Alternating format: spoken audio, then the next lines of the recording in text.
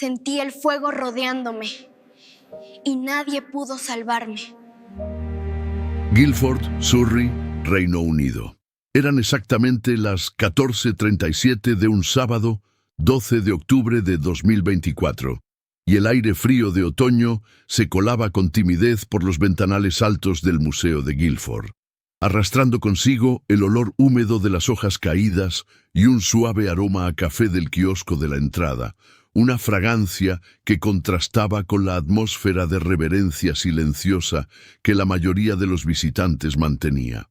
En el segundo piso, en el ala dedicada a la historia local, los pasos de la familia Rosewood resonaban sobre el piso de mármol pulido, un sonido que Lara Rosewood, de 6 años y 3 meses, sentía con una intensidad incómoda, frunciendo su delicada nariz y agarrando la mano de la doctora Sophia Rosewood, su madre, con una fuerza que desmentía su cuerpo pequeño y delgado, vestido con un suave abrigo de lana gris, el único tejido que su piel hipersensible toleraba.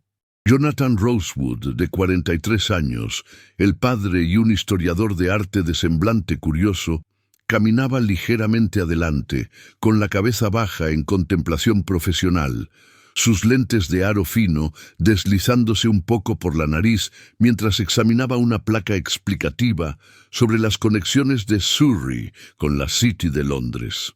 La familia estaba allí, no por puro ocio, sino por un intento metódico de normalización, un esfuerzo de los padres intelectuales por anclar a su hija en una rutina controlada tras semanas de pesadillas nocturnas y una aversión repentina e inexplicable a cualquier vestigio de olor a quemado, incluso al suave perfume de una vela de cera de abeja. La rutina de los Rosewood estaba marcada por horarios de investigación y lecturas.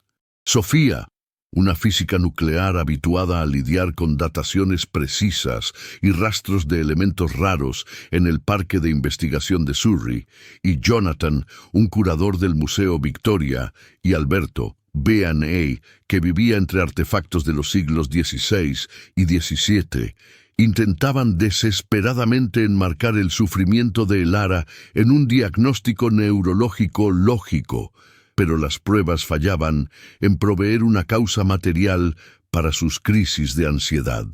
El museo era el último recurso, exponerla a un ambiente histórico controlado, tal vez para desensibilizarla del miedo irracional que la consumía. Lara se soltó de la mano de Sofía, atraída por una pequeña y modesta vitrina de cristal en la sección Surrey y el Gran Fuego, la luz LED fría del museo reflejándose en sus grandes ojos verde grisáceos. Dentro, una astilla de madera de roble carbonizada, 3 fragmentos de cerámica agrietada y un objeto metálico distorsionado reposaban sobre un terciopelo azul descolorido, artefactos rescatados de Londres que contaban la historia de la catástrofe de septiembre de 1666, evento que destruyó el 80% de la City. Ella caminó con la lentitud dubitativa que le era característica, su cabello rubio fresa cayendo sobre la frente, y en lugar de tocar el cristal con la punta de los dedos, como hacía siempre, lo tocó con la palma de la mano derecha totalmente abierta, casi como si estuviera intentando absorber el frío del material liso y rígido. El momento desencadenante vino con la precisión de un reloj roto. El toque en la vitrina no fue un gesto de curiosidad, sino lo que pareció ser una descarga sensorial que atravesó a Lara, haciendo que soltara un grito corto y agudo, una nota alta que rasgó el silencio del ala este y que hizo que una pareja de ancianos que examinaban un mapa mural se girara asustada hacia ella. El rostro de Lara, generalmente pálido, se puso súbitamente rojo púrpura, y el aire en sus pulmones pareció agotarse, mientras retrocedía 2 pasos, tropezando ligeramente con su propio pie. El olor a cenizas, que ella siempre describió sentir en las pesadillas, se materializó en el ambiente para ella, aunque para los padres y los demás visitantes el olor fuera solo el del café frío y el polvo. La primera evidencia de conocimiento imposible emergió antes de la reacción de pánico total, mientras Sofía se agachaba para calmarla. Elara se encogió, cubriendo sus oídos con las manos y mirando la astilla de madera en la vitrina, y susurró una palabra en un inglés gutural y arcaico que Jonathan el historiador reconoció de inmediato, con un escalofrío que le bajó por la espalda. Fie, 'twas the heat. La frase, que significa vergüenza, fue el calor, no formaba parte del vocabulario de una niña moderna de Surrey. Elara entonces tuvo un ataque de tos violenta, su cuerpo se tensó y vomitó una mezcla de jugo de manzana y sándwich de queso en el piso de mármol frío del museo, un evento que terminó con un dolor de cabeza tan intenso que ella imploraba por oscuridad y silencio. Sofía, la física nuclear, entró inmediatamente en la primera etapa de reacción, la incomprensión, que se manifestó en una actitud hiperpragmática. Ignoró el susurro en inglés arcaico, centrándose únicamente en la reacción física. Tuvo una crisis sensorial. El museo estaba muy lleno, la luz era mala, el mármol frío. Es el olor del mármol. Es una respuesta fisiológica. No hay que armar un drama, Jonathan. Tomó a Elara en brazos, que estaba blanda y silenciosa, sintiendo el peso y el olor dulce y nauseabundo del vómito, y murmuró palabras de consuelo, mientras Jonathan, que estaba paralizado por el peso de la frase "'twas the heat", solo recogía el abrigo caído de su hija del suelo. La segunda etapa, la racionalización, vino del lado de Jonathan, el historiador, mientras salían rápidamente del museo, con la temperatura externa bajando a 8 petas circ extala. Intentó convencerse de que la frase era una cita de algún documental histórico que Elara había visto de reojo en su televisor, o incluso un resto de una canción folclórica que él mismo podría haber cantado sin querer. Ella absorbe las cosas, Sofía. Su memoria táctil está conectada a algo que vio. Es solo un eco. El pánico y el vómito son reales, pero el idioma no. Es una asociación de palabras. La abrazó, sintiendo el temblor de su hija contra su pecho, e intentó en vano convencerse de su propia explicación. Pero la tercera etapa, la inquietud, no tardó en dominar a Sofía, la científica. Esa noche, ya en casa, en Chilworth, bajo la luz tenue de la sala, mientras limpiaba las manchas de vómito del abrigo de lana de Elara, se encontró investigando la frase exacta en su tablet, sus dedos tecleando con rapidez nerviosa. "'Twas the heat, gran incendio de Londres". El resultado no mostró nada, y eso debería haberla calmado, pero su mente, acostumbrada a analizar datos y buscar correlaciones, estaba ahora obsesionada. Su hija no solo se había asustado con artefactos antiguos, había reaccionado a ellos con una memoria lingüística que no le pertenecía. La inquietud de Sofía se transformó en un miedo frío y denso cuando Jonathan se sentó a su lado, sosteniendo una taza de té de hierbas, sus hombros tensos y encorvados por el peso de un conocimiento que parecía irreal. El nombre que dijo al final, mientras vomitaba, no fue Jane, fue algo como Jane, pero con un acento antiguo, una vieja pronunciación. Nunca la había oído hablar así, Sofía. Jonathan no necesitó explicar lo que sentía. La precisión del detalle lingüístico, la exactitud histórica del dolor, la reacción física en el momento exacto en que tocó un artefacto de la catástrofe. Nada de eso encajaba en el mundo racional que habían construido para sí.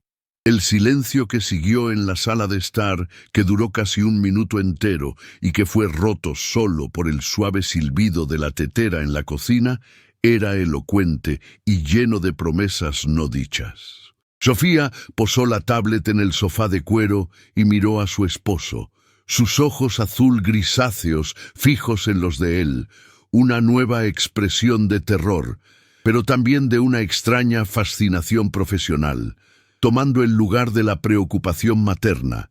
Lo que había comenzado como un brote de ansiedad infantil se había transformado, en los pasillos fríos del Museo de Guildford, en algo más profundo, más antiguo, algo que exigía una investigación que iba mucho más allá de la neurología. Sofía, la física, murmuró una frase que era menos una pregunta y más una rendición a una nueva realidad. Tocó la vitrina, Jonathan, y luego recordó una palabra. No es la primera vez. Sus pesadillas no son solo miedo, son memoria. ¿Qué onda con esto, querido?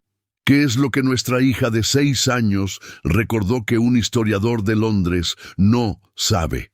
Aquel momento de aceptación tácita de lo imposible sirvió como un anzuelo que prometía revelaciones mayores, algo que cambiaría la manera en que ellos y el mundo entendían la historia.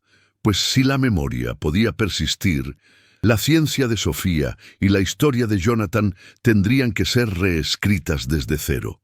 La mañana del domingo, 13 de octubre, trajo una luz tenue y gris sobre Chilworth, y la casa de los Rosewood estaba envuelta en un silencio tenso, roto solo por el teclear rápido en el laptop de Jonathan en la cocina y por los sonidos suaves de la respiración de Elara, que dormía profundamente, exhausta por la crisis.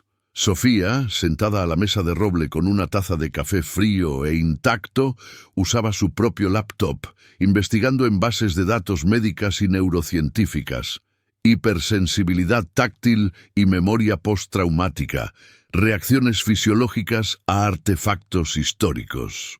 Sus conversaciones con Jonathan eran susurradas, cortas y punzantes, cargadas de una tensión conyugal que se manifestaba en la diferencia de sus enfoques. Sofía, la escéptica, intentaba anular la memoria con ciencia, mientras Jonathan, el abierto, estaba sumergido en microfilmes de los archivos metropolitanos de Londres, LMA. Mi vida, ¿estás seguro de que no leíste la frase "to was the heat" en voz alta cerca de ella? Preguntó Sofía con una voz casi inaudible, echándose el cabello oscuro detrás de la oreja, un manierismo nervioso que surgía cuando su racionalidad era amenazada. Ella pudo haber asociado la palabra calor con el museo, con la exposición. Es una niña con supersensibilidad, no una testigo de 1666. Jonathan levantó la cabeza del laptop con los ojos rojos por la falta de sueño y respondió en tono bajo, con la voz ligeramente ronca. Sofía. El nombre que dijo no fue Jane, fue algo como Jane, y lo hizo con el tacto, no con la lectura. Ya verifiqué la lista de víctimas. No hay Jane Slocumb. Es William Slocumb, listado como desaparecido. La tensión subió un escalón perceptible cuando, a media mañana, la segunda evidencia que rompió el escepticismo de Sofía vino de la propia Elara, durante un momento de juego con bloques de madera de colores en el suelo del dormitorio. Sofía estaba sentada en el borde de la cama, observándola, e intentó redirigir el juego hacia un castillo moderno, pero Elara la ignoró. Con una concentración inusual, comenzó a apilar los bloques y de repente, sin contexto alguno, dijo en su voz baja y cadenciosa: «El techo se está poniendo negro, mamá. No va a aguantar, no va a aguantar, mamá». Señalaba el techo de yeso blanco del dormitorio, donde no existía ninguna sombra, y su ansiedad parecía tangible en el aire del cuarto calentado por el calefactor. Elara entonces continuó, con los ojos fijos en un punto invisible. Mi casa estaba en Pye Corner. Era pequeña, de madera vieja, y tenía un baúl de cobre escondido bajo el tablón suelto del suelo, en la cocina. Yo estaba ahí. Sofía, la física, sintió que su corazón se aceleraba, no más por preocupación médica, sino por una súbita y aterradora concordancia de detalles que desafiaba la coincidencia. Ella sabía, por su propio conocimiento de historia que había adquirido con su esposo, que Pye Corner era el lugar exacto, a más de 50 $50 de allí, donde el gran incendio de Londres había sido contenido, un punto geográfico específico y simbólico que una niña de 6 años no podía haber inventado. Mientras Sofía intentaba calmar a su hija con un suave abrazo, sintiendo la piel de Elara fría bajo sus manos, Jonathan regresó a la sala, su rostro pálido y con una expresión de asombro que hizo a Sofía estremecerse antes incluso de que él hablara. Había pasado horas investigando en los registros en línea de la LMA. Sofía, lo que acaba de decir Pie Corner, lo encontré. Encontré un registro de William Slocum, un aprendiz de zapatero de 19 años, desaparecido en el incendio. La dirección era Pie Corner, y la panadería de Farrinor, donde todo comenzó, estaba en Pudding Lane.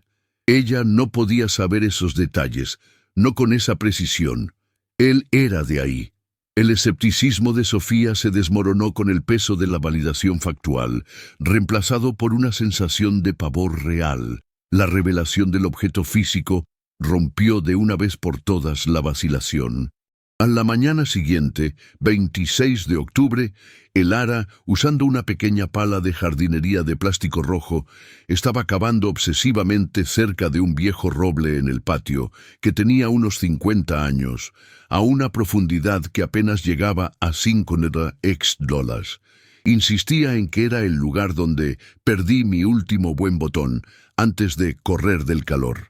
Sofía la observaba con la lupa de mano de su laboratorio, buscando una explicación geológica para lo que estaba a punto de suceder. De repente, Elara soltó un grito de alegría y sostuvo en su mano, envuelto en tierra húmeda, un objeto pequeño que limpió contra su abrigo de lana.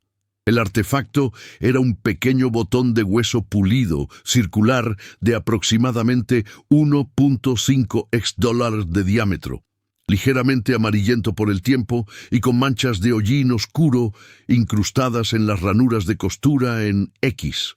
La textura era lisa al tacto, pero con una pátina de desgaste inconfundible. Jonathan, que era curador de artefactos del siglo XVII, sostuvo el botón y sintió el peso y la frialdad del hueso animal, bovino, él lo sabía, con una reverencia asustada. El estilo de manufactura era nítidamente preindustrial del periodo Stuart, con su diseño simple y su técnica de pulido. Selló el objeto en una bolsa plástica hermética, como haría con un material de investigación en el V&A. Su mente profesional luchando por ignorar la imposibilidad de que el botón hubiera sido encontrado a 50 $, de Londres. La decisión de buscar expertise externa fue inmediata y unánime, pero con propósitos diferentes. Sofía quería probar que el botón era una falsificación o una coincidencia geológica, mientras Jonathan quería probar que era, históricamente, el botón de William Slocum, el aprendiz de zapatero.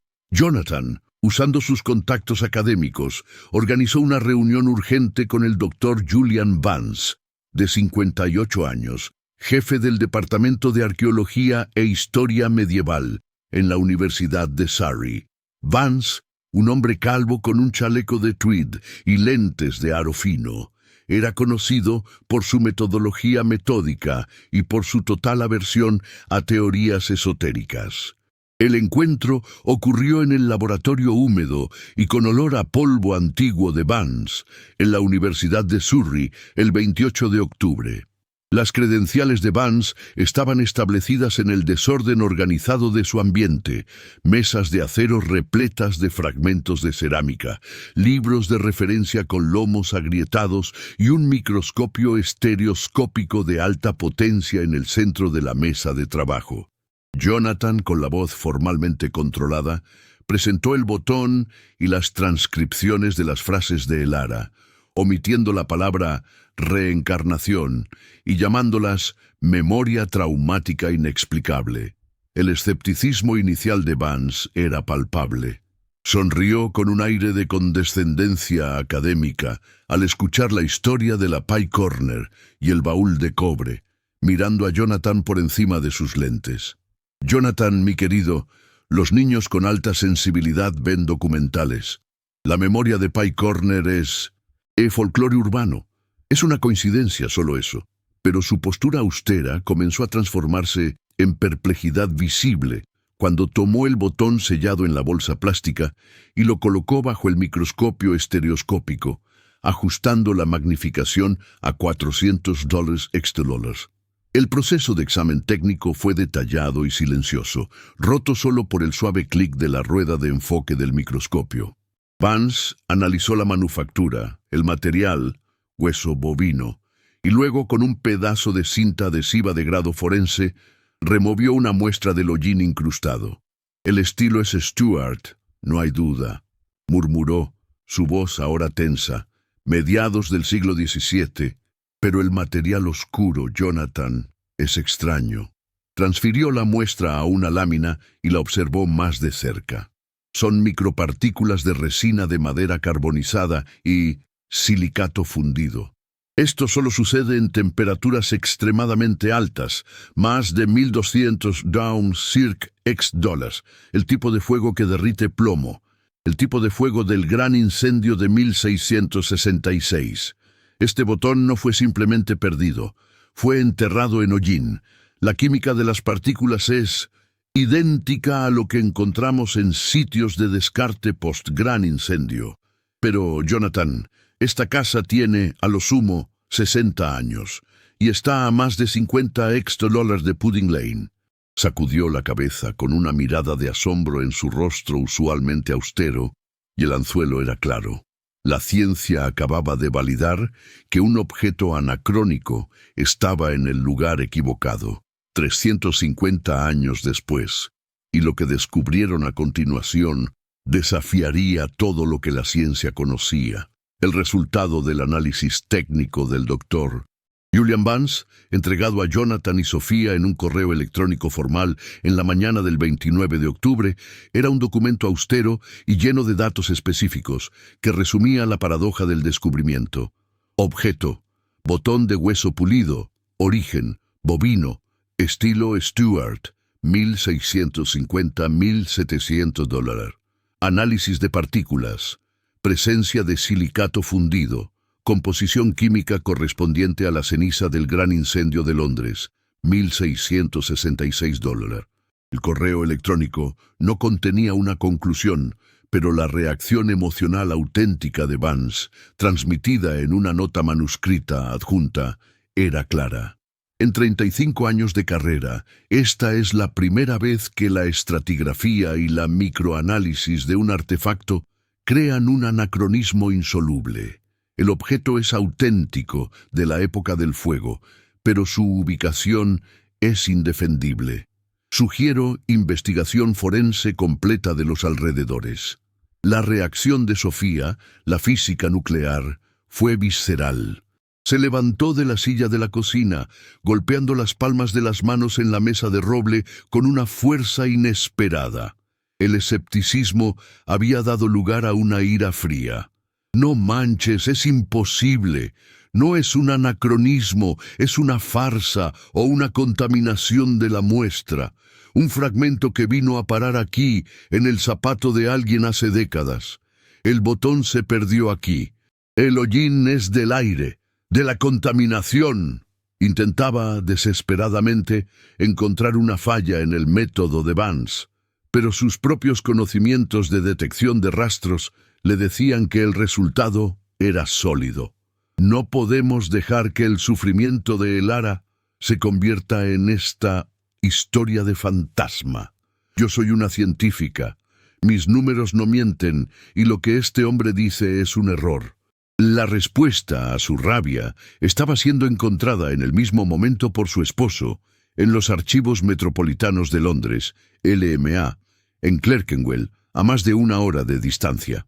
Sumergido en microfilmes de registros de testamentos y bienes perdidos post-incendio, Jonathan, usando los recursos del V&A, logró localizar un documento que había sido digitalizado hacía pocos años.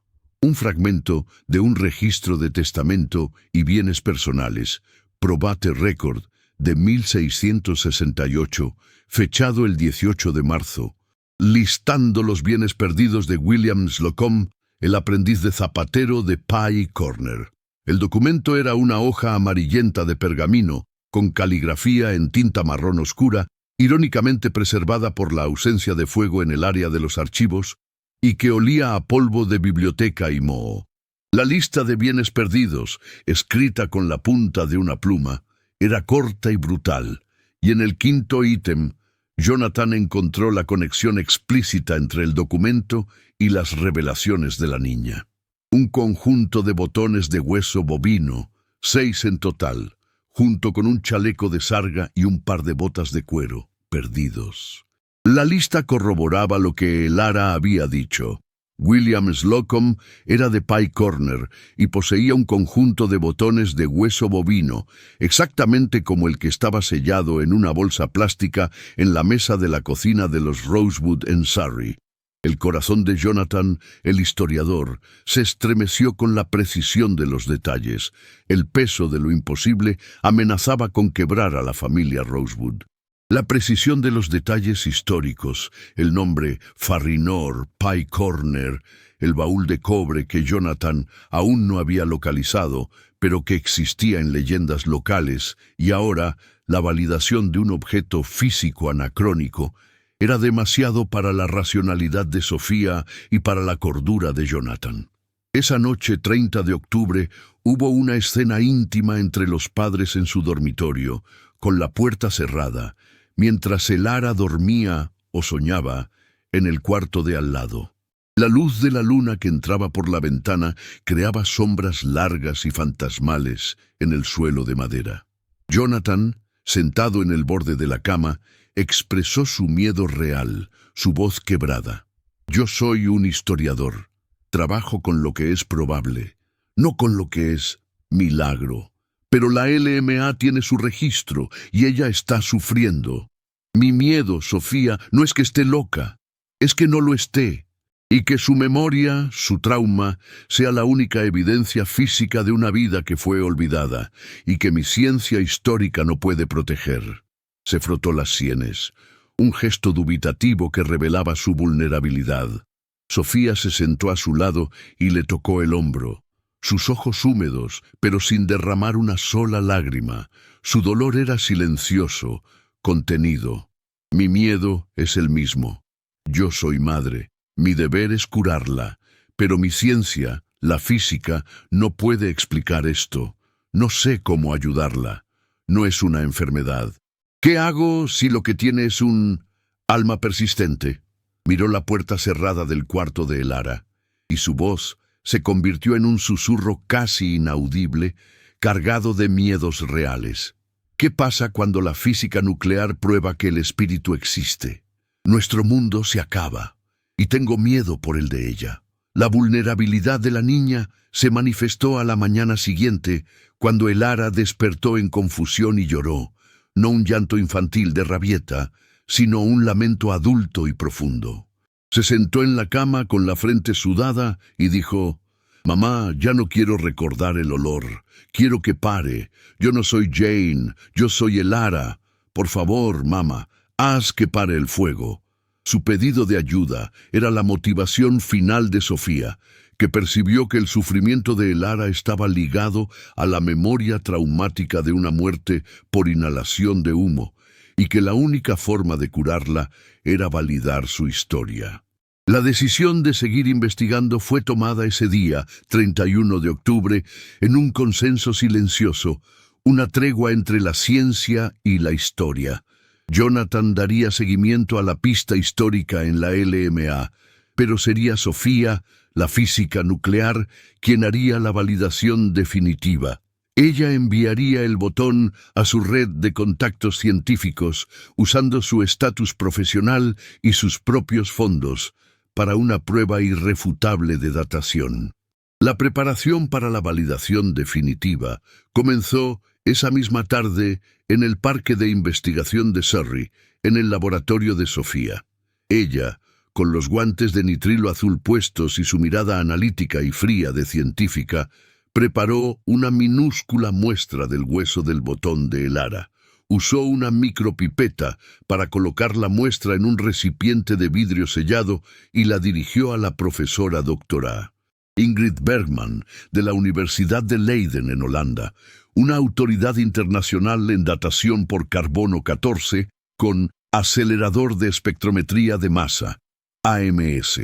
El embalaje del material era meticuloso, técnico e impersonal, pero la determinación en los ojos de Sofía era profundamente personal. Sus números no podían mentir, y si su ciencia validaba lo imposible, ella tendría que aceptarlo. Esa noche tomaron la decisión que cambiaría todo. La entrada de la segunda especialista, la profesora doctora. Ingrid Bergman, de 65 años, estableció inmediatamente un tono de rigor científico internacional. Su laboratorio en la Universidad de Leiden, en Holanda, era reconocido mundialmente por la precisión en la datación por carbono 14, y su reputación era de una frialdad profesional casi glacial. La sala de espectrometría de masa por acelerador, AMS, era un ambiente controlado, con luz blanca y un zumbido constante de equipos sofisticados, donde el objeto de investigación, la minúscula muestra del botón de hueso pulido, era sometido a los protocolos más rigurosos de la física nuclear. Sofía, desde su laboratorio en el Parque de Investigación de Surrey, monitoreaba la comunicación con una ansiedad contenida. Había enviado la muestra con su propio nombre y la descripción técnica de un artefacto anacrónico, sin mencionar el contexto de la reencarnación, solo la precisión que necesitaba. El método científico riguroso fue detallado en el informe subsiguiente de Bergman. La muestra fue purificada con un protocolo de ultrafiltración para remover cualquier contaminación moderna, luego transformada en grafito y finalmente introducida en el acelerador de espectrometría de masa, AMS, de Thermo Scientific. Modelo Q-Exactive, un equipo sofisticado, ajustado para una precisión de 0.11% en el análisis de rastros. La secuencia de análisis duró una semana y culminó en un informe enviado por correo electrónico a Sofía el 12 de noviembre de 2024. Sofía imprimió el documento en una impresora láser de alta resolución, el olor a ozono y tinta fresca llenando su pequeña oficina. La lectura fue un momento de tiempo ralentizado, donde los números concretos confrontaron sus creencias más profundas. Los resultados numéricos eran claros. La datación calibrada por radiocarbono indicaba 358 ppm $7 años antes del presente, BP. Sofía, con sus conocimientos de conversión, tradujo inmediatamente el resultado. La muerte del animal que proveyó el hueso se situaba entre 1659 y 1673. El informe continuaba con los datos del análisis espectrográfico FTIR infrarrojo con transformada de Fourier del hollín incrustado. El material de incrustación está compuesto por silicato fundido, con un pico de absorbancia espectrográfica en 9.0 mu/x$, lo que es consistente con la fusión de arena y cenizas de madera a temperaturas de, al menos, 1200 circ. La conclusión que desafiaba paradigmas científicos era presentada en lenguaje técnico, pero su implicación era aterradora. El objeto era, irrefutablemente, de la época del gran incendio, y su incrustación química era una huella digital del calor extremo que solo existió en el epicentro de la catástrofe. Sofía leyó el correo electrónico en voz alta para Jonathan, con la voz embargada, sus ojos fijos en los números. Jonathan, los números no mienten. 358 ppm $7 años. Es el periodo Stuart. Mi propio trabajo, mi física, valida lo que ella está diciendo. El botón es de la época del fuego. Hubo un momento donde la especialista, la doctora Sofía Rosewood, admitió no tener explicación. Cerró los ojos y susurró, su voz de científica transformada en vulnerabilidad humana. La doctora Bergman concluye, la datación es incuestionable. Este objeto es del período Stuart y el hollín es un match perfecto con la composición de rastros de Pudding Lane. Lo más intrigante es cómo un artefacto tan pequeño, con su integridad química intacta, cruzó 50 exdólares y atravesó 350 años para aparecer en su patio trasero, en Guilford. La validación de autenticidad era total. El objeto era auténtico, pero el cómo de su llegada a Surrey era un agujero negro en la física. El botón era, científicamente, un artefacto imposible en su lugar y tiempo. Pero la historia aún no estaba completa. Jonathan, sentado frente a la computadora, releyó el testamento de William Slocombe. Percibió algo que la obsesión por el botón le había hecho ignorar. William Slocombe, el aprendiz desaparecido, había listado su conjunto de 6 botones de hueso bovino como perdido, pero su testamento no mencionaba una hermana. La revelación que cambiaba la dirección de la historia vino en un correo electrónico de un colega del V&A que investigaba en registros parroquiales. William Slocombe tenía una hermana, Jane Slocombe, que era la segunda ayudante de panadero que muchos relatos dicen que existió y murió en el incendio, siendo solo listada como la otra víctima de Farrinor, además de la empleada. Jane nunca tuvo su cuerpo identificado o su existencia oficialmente registrada en las listas de testamentos, pues era pobre y anónima. La memoria de Elara, la niña de 6 años, no era la del aprendiz de zapatero desaparecido, William, sino la de la víctima anónima y olvidada, Jane. La tensión cambió de miedo a un sentido de misión. Sofía, la científica que tuvo su propia ciencia desafiada, y Jonathan, el historiador que encontró el rastro de una vida olvidada, se unieron en un propósito común: no curar a la hija, sino validar su memoria, dar voz a la víctima. Lo que parecía ser una historia de reencarnación de alguien famoso o importante era, en realidad, el rescate de una vida anónima.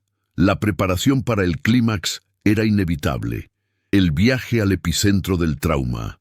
La familia Rosewood tenía que ir a Londres, no para una investigación, sino para una confrontación con el pasado. Jonathan organizó un último encuentro histórico. Una historiadora aficionada, Elspeth Thorne, de 78 años, que vivió toda su vida en una calle lateral de Fleet Street, que sobrevivió al fuego y que poseía diarios y registros de familia. Elspeth proveyó la última pieza documental, un pequeño registro de bautismo de finales del siglo XVII hecho a mano, que citaba a Jane Slocombe como la segunda pobre alma perdida en Pudding Lane.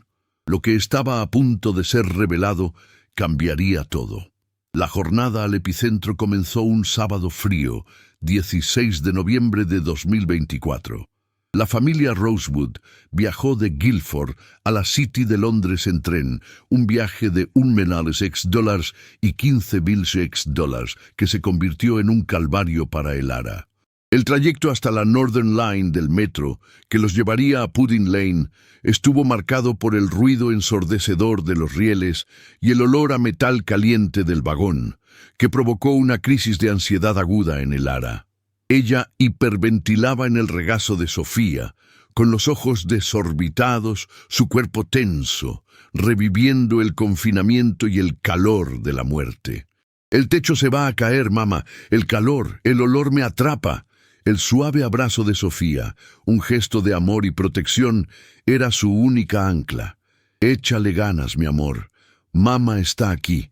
Ya no estás sola. Yo te voy a proteger del fuego». La llegada al epicentro, Fish Street Hill, en el corazón de la City, donde se erguía The Monument, la columna conmemorativa, fue un ataque sensorial. La columna de $62 de altura, hecha de piedra de Portland, se proyectaba hacia el cielo gris de Londres, su pedestal frío y áspero contrastando con el olor a contaminación, asfalto caliente y el ruido ininterrumpido y atronador del tráfico urbano que pasaba en todas direcciones. Elara, que se había calmado, Miró el monumento, que marcaba el lugar exacto donde el gran incendio comenzó en la panadería de Thomas Farrinor. Respiraba hondo, su rostro pálido y con una quietud inusual, como si estuviera absorbiendo la energía de aquel lugar de dolor histórico. El descubrimiento físico final ocurrió cuando Elara, soltándose de la mano de Jonathan, caminó los pocos pasos hasta la base del monumento y colocó la palma de su mano derecha en la piedra fría y áspera del pedestal. Su hipersensibilidad táctil, la misma que la había arrojado al caos en el museo, se convirtió en su canal final. Ya no estaba en 2024, sino en 1666. Sus ojos verde grisáceos se desorbitaron, y la visión le vino en tiempo ralentizado. El fuego, las llamas, la madera colapsando, el sonido del plomo derritiéndose, el olor a humo. Vio a su hermano William buscándola, y vio el baúl de cobre que intentó salvar, el baúl debajo del tablón del suelo que nunca logró alcanzar. El proceso de revelar en tiempo ralentizado fue angustiante. Elara no lloraba, pero su voz emergió en un tono gutural y estrangulado, no la suya, sino la de Jane Slocumb, 19 años, muriendo. Yo era Jane. Quería que William supiera dónde estaba, pero no podía hablar.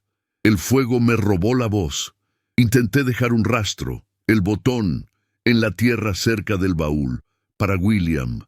Morí sola, padre. Jane Slocumb. Su voz regresó al tono infantil. Estaba escondida debajo del baúl, pero el olor me atrapó. No pude salir. Hubo un silencio inicial mientras Jonathan y Sofía procesaban.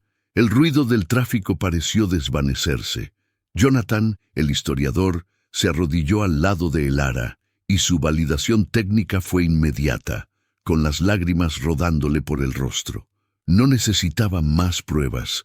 El baúl de cobre, el último detalle que faltaba para probar la ubicación de la casa de Jane, estaba allí, en la memoria de su hija. La memoria era la propia validación. La historia de Jane Slocumb, la víctima anónima y olvidada, que murió intentando dejar un rastro para su hermano, el botón, fue la última pieza del puzzle. La conexión emocional explícita con la jornada de la niña fue la transformación visible que siguió. Elara, al verbalizar su muerte y su identidad, liberó la memoria. Retrocedió de la piedra. Su respiración se calmó. Miró a Sofía y Jonathan, sus padres, y sonrió, por primera vez en semanas, una sonrisa de genuina paz, sin el terror en los ojos. El trauma ya no la poseía. Ella era su Elara, pero ahora con el conocimiento de otra vida que había sido honrada. El momento donde el significado completo fue revelado fue la quietud de Elara. Estaba libre. La historia no era sobre un fantasma o un evento inexplicable, sino sobre el poder del alma de luchar contra el anonimato y la destrucción. Era sobre el amor fraterno que persistió a través del tiempo, y que el botón, el pequeño artefacto anacrónico, era su única tentativa de decir, aquí estuve yo. La transformación visible en tiempo real fue su paz. Elara se acurrucó en el abrazo de Sofía y dijo, con su voz infantil y calma, «Mamá, ya no siento el olor, ya pasó, yo soy Elara, no tengas miedo». Su resolución emocional estaba completa. No el misterio de cómo el botón viajó $50 y 350 sino el fin del trauma que la atormentaba. La familia no tenía que curar la reencarnación, sino honrar la memoria. El epílogo breve vino $3 después, en febrero de 2025. Elara estaba más calmada, más feliz, y había vuelto a su rutina con su hipersensibilidad sensorial bajo control, sin pesadillas.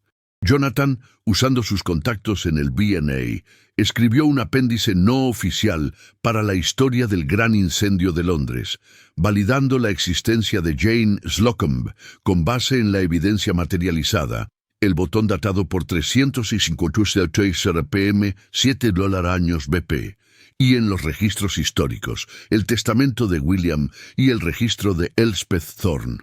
La familia, unida por lo inexplicable, abrazó una nueva normalidad. La reflexión filosófica final que resonaba más allá de la historia fue la conclusión de Jonathan, escrita en la última línea de su apéndice, que él nunca publicaría, pero que guardaría en el corazón.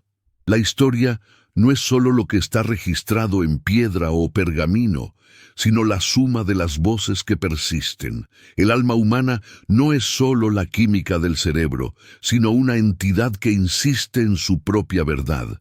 Y finalmente entendieron que algunas verdades cruzan lo imposible.